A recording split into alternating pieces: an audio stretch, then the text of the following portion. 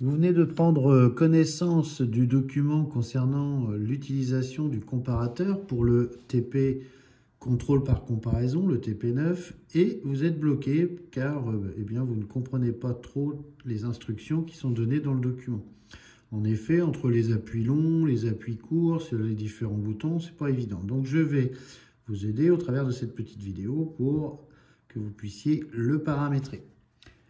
Donc voici l'appareil que l'on appelle un comparateur. Quand je vous l'ai donné, la pile était enlevée, donc on va commencer par remettre la pile. Quand la pile est enlevée, bien sûr, tout l'appareil est remis à zéro, donc il va falloir rentrer les valeurs.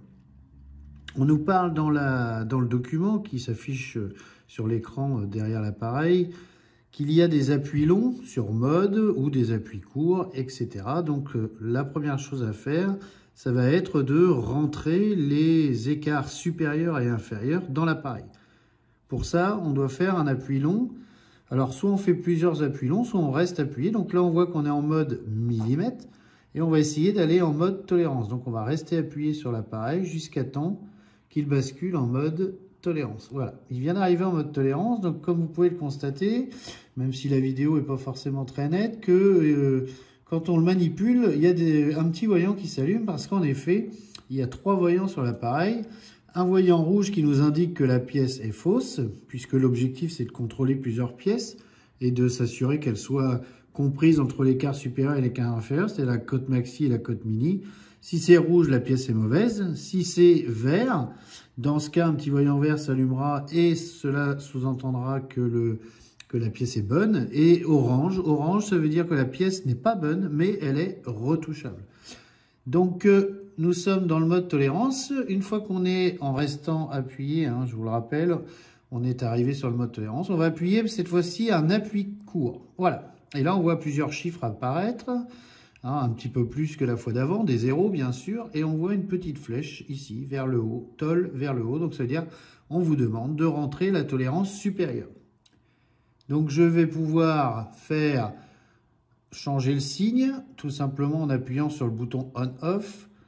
Là, j'ai plus, pas de signe, et là, j'ai moins. Donc, nous, c'est plus 0,1. Donc, je vais ensuite me balader avec la touche mode jusqu'à la position requise, après la virgule, et je vais mettre 1.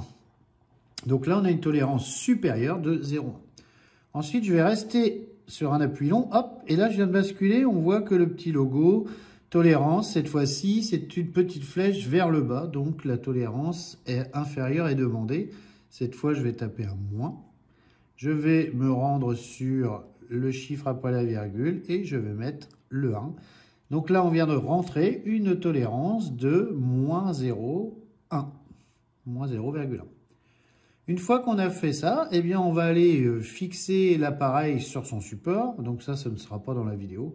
Par contre, on va revenir au point d'initialisation, c'est-à-dire millimètre. Voilà, je suis revenu en mode millimètre. En mode millimètre, je vais donc fixer l'appareil sur son support, le régler, comme c'est indiqué dans la procédure, sur une cale étalon qui est égale à la cote nominale.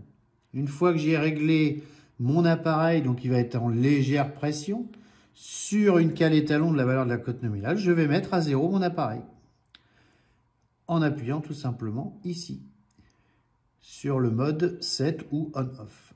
Une fois que j'ai mis à 0 l'appareil, il ne me reste plus, tout en étant bien sûr sur le support, à rebasculer en mode tolérance. Donc je appuie long, je lâche, hop, et voilà, je suis en mode contrôle. Donc là, il me dit que la pièce est bonne, normal, puisque je suis à 0 et que la tolérance est de plus 0,1, moins 0,1. Voilà, eh bien, il ne vous reste plus qu'à faire les 2 contrôles des 2 échantillons. Donc, je vous rappelle que le deuxième échantillon, il faudra réinitialiser l'appareil, c'est-à-dire m'appeler et j'enlèverai la pile pour remettre tout à 0. Voilà, bon TP. Bon, maintenant que tu as toutes les explications, j'espère que tu as compris parce que c'est à toi de jouer. Bon TP.